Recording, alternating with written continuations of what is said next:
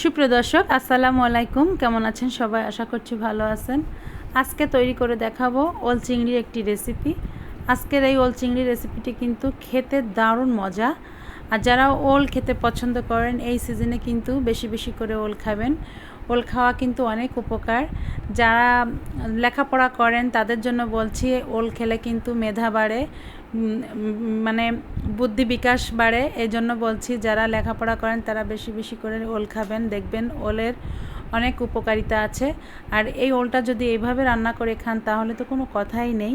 তবে যেভাবেই রান্না করেন না কেন সেভাবেই খুবই ভালো লাগবে। তবে আজকে আমি যেভাবে রান্না করব এভাবে আপনারা একবার হলেও রান্না করে খেয়ে দেখবেন ওল চিংড়িটা আসলে কতটা মজা লাগে খেতে এভাবে রান্না করলে। তো দেখুন, আমি একবারে তরকারিতে যতটুকু তেল দরকার একবারে দিয়ে নিয়েছি, আর নিয়ে কিন্তু ওলটাকে এভাবে কেটে নিয়েছি। আর ওলটাকে সেদ্ধ করার কোনো প্রয়োজন নেই, এভাবেই কেটে সুন্দর করে ধুয়ে পানি ঝরিয়ে আমি দেখুন এভাবে একটু ডুবো ডুবো তেলে, মানে একবারে যতটুকু তেল লাগবে তরকারিতে আমি একবারে দিয়ে দিয়েছি। এই ওলটা ভেজে তুলে রেখে তারপরে একই তেলে তরকারিটা আমি রান্না করে নিব। তো দেখুন, এখানে সামান্য একটু হলুদ আর দিয়ে আমি ওলটাকে আমি ভেজে নিব। তো মানে হলুদ না দিলেও কিন্তু এটা হবে, হলুদ দিয়েছি একটু কালারটা দেখতে ভালো লাগবে, হলুদ ছাড়াও কিন্তু ভেজে নিতে পারবেন। আর আমি এখানে লবণটা দিলাম না, কারণ লবণ দেওয়ার প্রয়োজন নাই, শুধু একটু হলুদ দিলেই হবে। হলুদটা দিয়েছি ভাজার পরে কালারটা একটু দেখতে সুন্দর লাগবে এই কারণে। তো দেখুন, এভাবে নেড়ে চেড়ে সুন্দর করে চুলার আঁচটা মিডিয়ামে রেখে কিন্তু ওলগুলো আমি ঠিক এইভাবে ভেজে নিয়েছি। চারি সাইড থেকে যখন দেখবেন একটু লাল লাল হয়ে আসছে, ঠিক এই সময়টায় ওলটাকে কিন্তু তুলে নিতে হবে।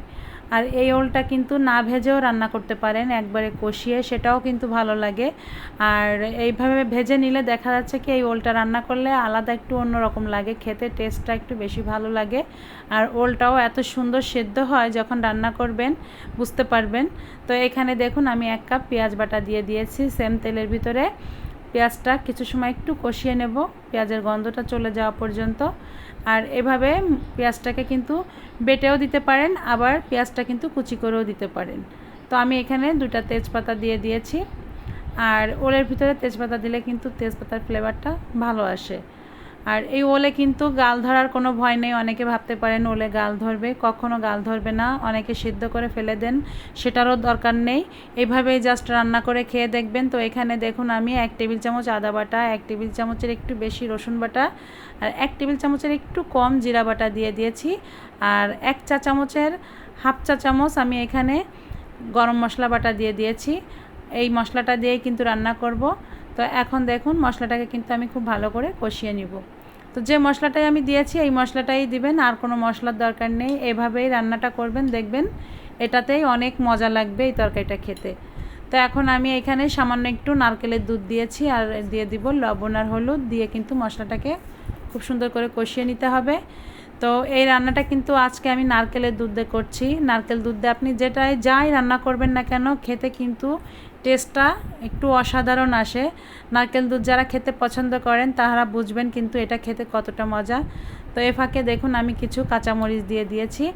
তো এখানে কিন্তু কাঁচামরিচটা অবশ্যই দিতে হবে, কারণ এই তরকারিটা কিন্তু কাঁচামরিচ দিয়েই সম্পূর্ণটা রান্না হবে। এখানে কিন্তু আমি শুকনো মরিচ ব্যবহার করিনি, আমি এখানে শুকনো মরিচ দিব না, কারণ এই তরকারিটা কিন্তু শুধু কাঁচামরিচ দিয়ে রান্না করলে খেতেও ভালো লাগে আর কালারটাও অনেক সুন্দর আসে, যার জন্য এখানে কিন্তু আমি লাল মরিচের গুঁড়াটা একটু দেইনি। তো কিছু চিংড়ি মাছ দিয়ে দিলাম, দিয়ে কিন্তু এখন মশলাটার সঙ্গে খুব ভালো করে কষিয়ে নিতে হবে।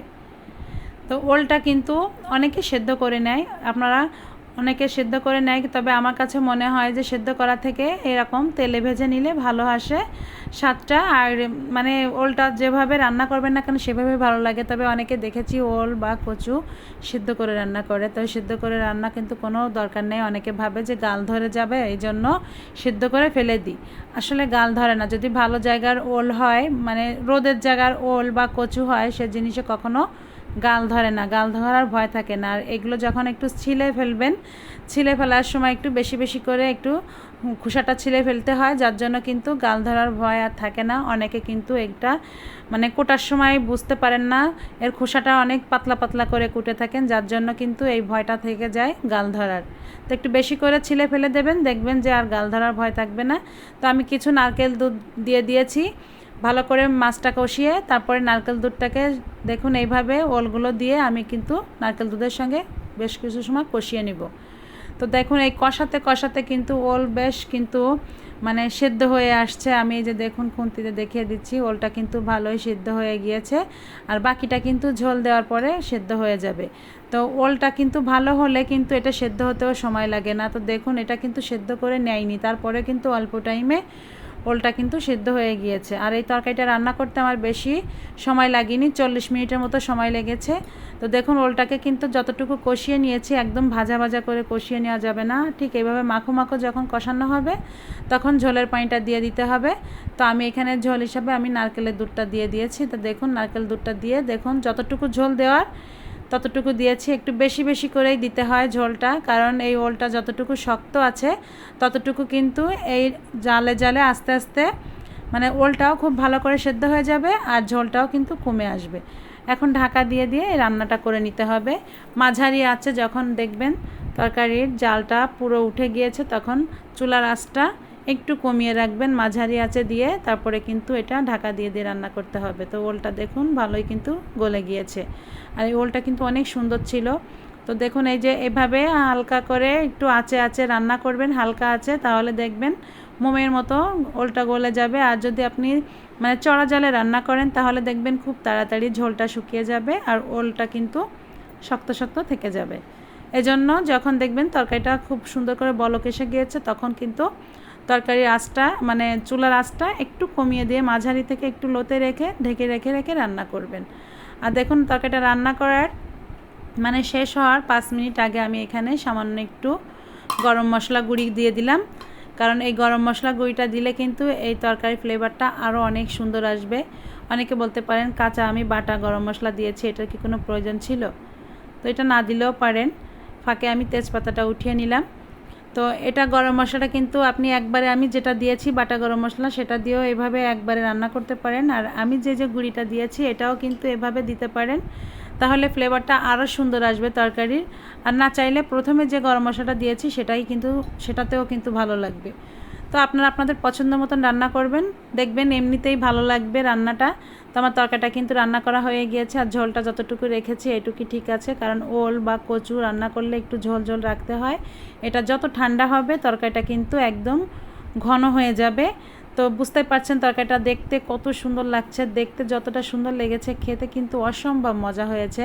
এই তরকারিটা কিন্তু এইভাবে রান্না করে বাসায় খেয়ে দেখবেন কতটা মজা পাবেন। আর যেদিন এই ওল রান্না করবেন আমার মনে হয় না বাসায় আর কিছু রান্না করার প্রয়োজন আছে, কারণ সবাই দেখবেন হাত চেটে পুটে খেয়ে নিবে এই তরকারিটা দিয়ে। এটা এতটা মজার টেস্টি এত সুন্দর একটি তরকারি হতে পারে আপনি ভাবতেও পারবেন না। তো রেসিপিটি ভালো লাগলে একটি লাইক কমেন্ট শেয়ার এবং চ্যানেলটিকে সাবস্ক্রাইব করবেন, পাশে থাকা বেল আইকনটি ক্লিক করবেন যাতে আপনি আমার নতুন ভিডিওর নোটিফিকেশন সবার আগে পেয়ে যান। বেশি বেশি করে ভিডিওটা শেয়ার করে দিবেন সবার মাঝে। আর দেখুন সবার লাস্টে আমি এখানে একটু ভাজা জিরার গুঁড়ো দিয়ে দিচ্ছি, এটা আপনাদের পছন্দের ব্যাপার, যদি ভালো লাগে দিবেন, কিন্তু ভাজা জিরার গুঁড়োটা দিলে এর স্মেলটা অনেক সুন্দর আসে তরকারিতে, যার জন্য দিয়ে দিয়েছি। সবাই ভালো থাকবেন, আল্লাহ হাফেজ।